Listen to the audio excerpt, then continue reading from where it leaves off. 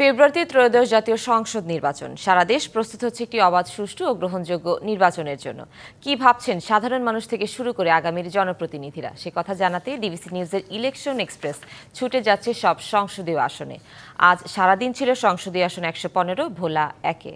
স্বাগত CSRM DBC election এক্সপ্রেসে। শ্রেণী পেশার মানুষের কাছে আমরা যাচ্ছি, শিক্ষক, সাংবাদিক থেকে শুরু করে সব শ্রেণী পেশার মানুষের কাছে যাচ্ছি আমরা, এবং তাদের কাছ থেকে খুব আমরা আশ্বস্ত হয়েছি এবং তারা আমাদেরকে ভোট দিবে এবং তারা চায় বাংলাদেশে তরুণ নেতৃত্ব উঠে আসুক, এবং পর্তুগালের 4 আসনে আমাকে তরুণ নেতা হিসাবে আমাকে তারা সাদরে গ্রহণ করে নিচ্ছে এবং তারা উচ্ছ্বসিত হয়ে আছে কখন নির্বাচন আসবে, কখন তারা আমাকে ভোট দিবে।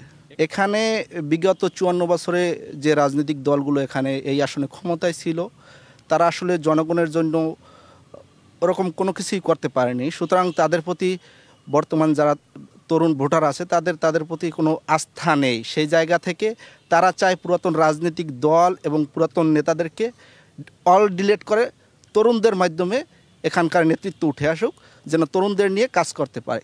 আমাদের যে নেতাকর্মীরা আছে সকল অঙ্গ সংগঠনের প্রত্যেকটা ওয়ার্ড কমিটি আমাদের কমপ্লিট। আমরা মোটামুটি একটা বড় টিম আকারে কাজ করতেছি সারা এই পটুয়াখালী 4 যে এবিএম মোশাররফ হোসেনের যে নির্বাচনী এরিয়া, সকল জায়গায় আমাদের কার্যক্রম অব্যাহত আছে। আমরা আশাবাদী, কারণ আমাদের লোকজন, জনগণ, সাধারণ মানুষজন, ভোটাররা তাকিয়ে আছে আমাদের দিকে। আমরা কবে ভোট করব এবং ভোট দেওয়ার জন্য ভোটের মাধ্যমে আমরা এই সিটি পুনরুদ্ধার করবো ইনশাল্লাহ। বিগত 16 বছর আমরা যারা বিএনপির কর্মী হয়ে নিতান্ত মাঠ পর্যায়ে কাজ করে এসেছি, তাদের প্রত্যেকটা পরিবার নির্যাতিত। আমরা জিয়া পরিবারের মতো এত নির্যাতন পৃথিবীতে কোথাও দেখিনি, এই নিদর্শন কোথাও নেই।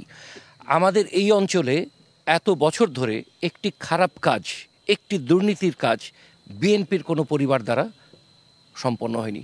আমরা বিগত 54 বছরে সব দল দেখেছি, এবার আমরা দাঁড়িপাল্লা এবং জামাত ইসলামীর বাংলাদেশ দেখতে চাই।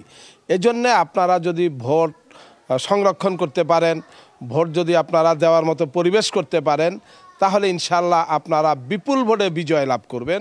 যেমনটি বলছিলেন যে এখানে তারা আসন্ন ত্রয়োদশ জাতীয় সংসদ নির্বাচনকে সামনে রেখে তাদের কর্মপরিকল্পনা করার পরে আমরা এই সংসদীয় আসনের অন্য কোনো রাজনৈতিক দলের নেতাকর্মীর সাথে যুক্ত থাকবো এবং তাদের কাছে শুনবো নির্বাচন দিয়ে তাদের ভাবনা। সে পর্যন্ত দেখতে থাকুন সিএসআরএম ডিবিসি ইলেকশন এক্সপ্রেস।